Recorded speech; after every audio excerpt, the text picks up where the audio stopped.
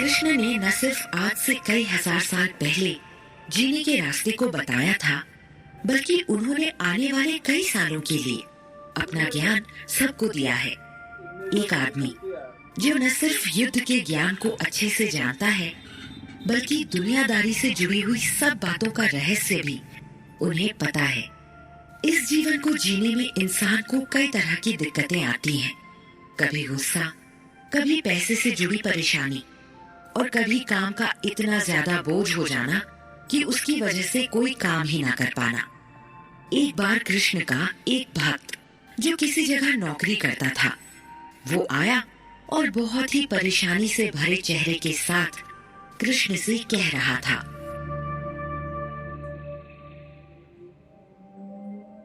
कन्हैया, ये जिंदगी नहीं जी जा रही है।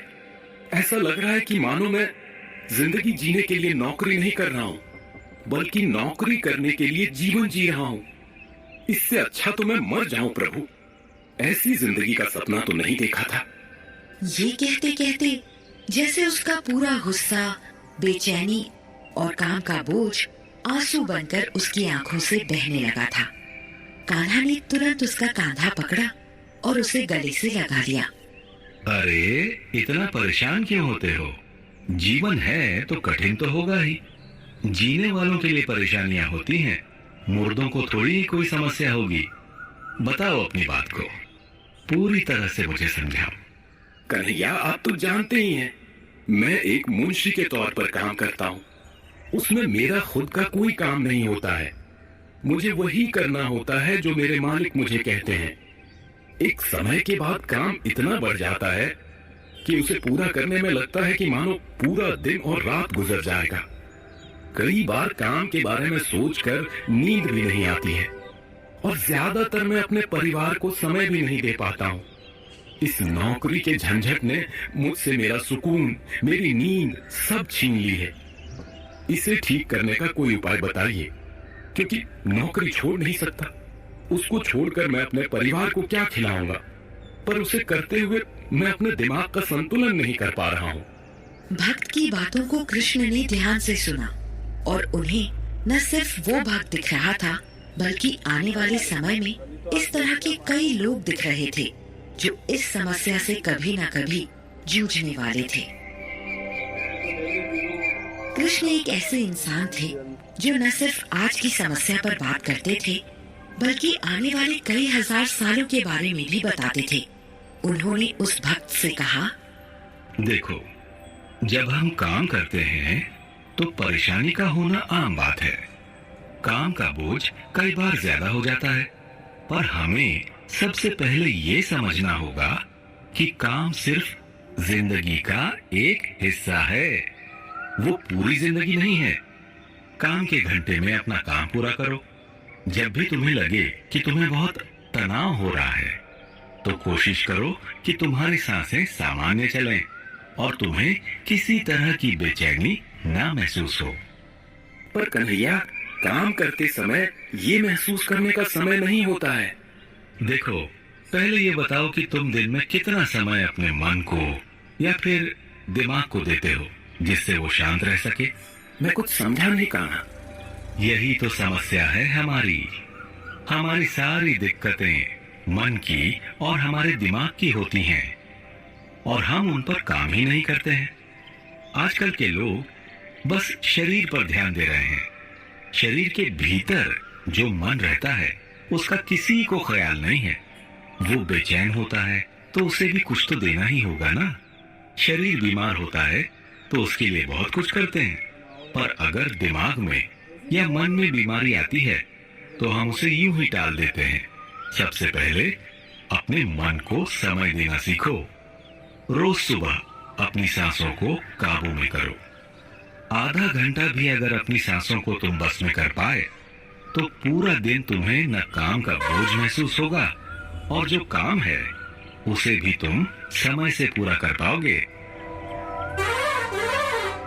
तो क्या सिर्फ इतना करने से मेरी काम की समस्या खत्म हो जाएगी? क्या मैं तनाव लेना बंद कर दूंगा? बिल्कुल नहीं। ये तो मैं बहुत पहले की बात बता रहा हूँ। इससे भी पहले हमें ये पता लगाना होगा कि हमें क्यों काम का बोझ महसूस होता है। काम तो हमेशा उतना ही होता है जितना शुरू से था। उसमें कभी कभार एक दो काम ऊपर नीचे मिल जाते हैं। इसमें ज्यादातर गलती हमारी ही होती है, क्योंकि हम समय से काम को पूरा नहीं करते हैं। हमें अपनी पूरी कोशिश करनी है कि समय से काम पूरा हो, और अगर कई बार नहीं भी होता है तो उसका बोझ लेकर नहीं बैठना है। जब समय हो उसे पूरा कर दो, क्योंकि जितना समय तुम बोझ और परेशानी के बारे में सोचोगे उतनी ही देर में वो काम खत्म होगा। जो काम आपके बस में है उसे कर दो, और जो नहीं है उसके बारे में सोचकर अपने आप को तकलीफ देने का कोई मतलब नहीं है। मैं जानता हूं कि मेरे लिए ये कहना आसान है, पर आपके लिए करना मुश्किल। पर यकीन मानिए, अगर एक हफ्ते भी आपने मेरी बात मानी तो आपको अपने ऊपर कमाल का असर दिखेगा।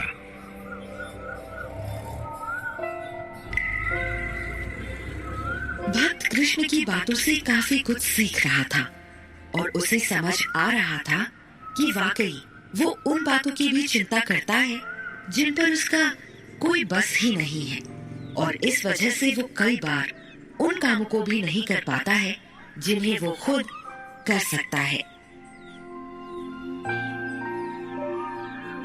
कन्हैया, कोई बहुत आसान विधि बता दीजिए जिससे मैं और आसानी से अपनी चिंताओं को दूर कर सकूं और अपने काम को पूरा कर सकूं। कोई भी आसान विधि नहीं है।